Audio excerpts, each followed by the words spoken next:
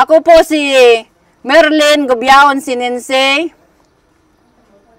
na nanalo po sa barangay eleksyon dito po sa Barangay Balingog West. Nagpapasalamat po ako sa lahat-lahat ng mga bumoto sa nakalipas na barangay eleksyon dito po sa Balingog West. At ang gusto ko po sana na unang proyekto po namin ay sa education po para sa mga bata na mag-aaral po dito sa Balingog West.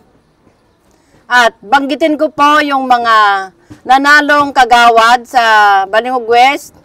Ang una po si Gigi Pandan, pangalawa po si Orlan Gloria, pangatlo po si Mary Ann Diego, pang-apat po si Ador Ramos, panglima po si Bilya Agapito, pang-anim po si Andres de los Santos, pang-pito po si Bayani Sinense.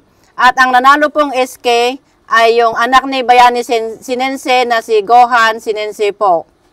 At nagpapasalamat po akong muli sa lahat-lahat sa mga tiga Balingog West na bumoto. Maraming salamat po.